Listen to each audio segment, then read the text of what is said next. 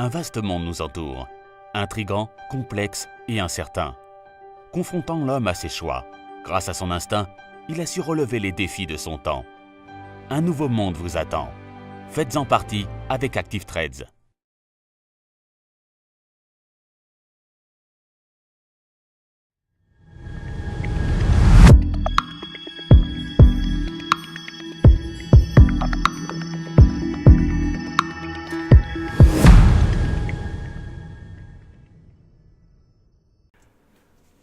Bonjour à tous et bienvenue sur boursicoté.com pour cette nouvelle analyse technique Forex et matières premières où nous avons donc une poursuite du mouvement baissier sur la paire de devises euro-dollar que nous avions déjà pressenti hier avec ce nouveau point bas significatif qui a été encore une fois cassé aujourd'hui et les cours ici sont bien venus chercher la zone moyenne mobile 20 exponentielle arithmétique comme une résistance avant d'inscrire un nouveau point bas significatif. Donc nous sommes toujours dans un signal de poursuite ici de ce mouvement baissier. Si nous traçons les extensions de Fibonacci ici sur cette phase de rebond technique, eh bien nous avons une configuration qui nous donne une extension de Fibonacci qui nous quantifie une zone d'objectif qui se situe sur 1.17152, là où nous avions déjà identifié une zone de support à 1.17150. Donc nul doute que c'est désormais cette zone qui fait figure d'objectif, avec donc comme niveau d'invalidation un éventuel retour sur la zone des 1.1889. Donc pour l'instant, on reste ici dans une dynamique baissière tant que les cours restent sous cette moyenne mobile, avec donc comme objectif la zone des 1.1715. Et puis sur l'or, hier j'ai attiré votre attention sur le fait que les cours se stabilisaient ici sur cette zone des 1285.85. Ce niveau qui est un ancien retracement de Fibonacci sur cette précédente ici tendance haussière, normalement n'aurait pas dû être aussi significatif vu l'éloignement ici du retracement par rapport à la dynamique principale. Mais toutefois, nous pouvons remarquer que les cours se stabilisent bien ici sur ce niveau et tentent même un début de rebond technique. Toutefois, les cours restent ici sous la moyenne mobile 20 exponentielle.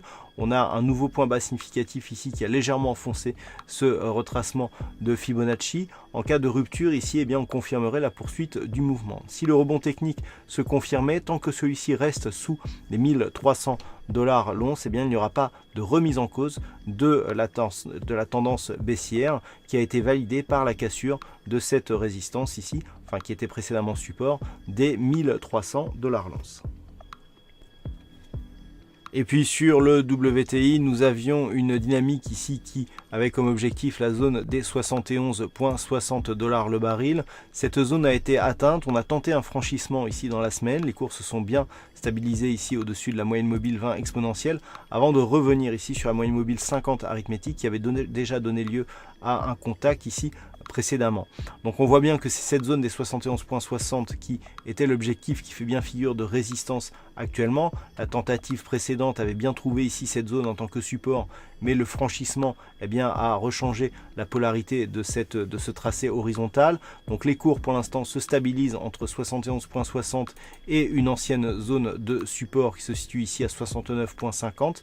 Même s'il y avait phase de stabilisation et retour sur cette zone, eh bien, on serait toujours sur un fond de tendance qui serait orienté à la hausse depuis l'inscription des nouveaux points hauts significatifs inscrits cette semaine. Ce n'est que sur une rupture baissière ici des 69,50 qu'il y aurait un risque de retour et de retournement de cette dynamique court terme, et tant que ce n'est pas le cas, eh bien l'objectif reste un retour sur des zones proches des 80 $ le baril.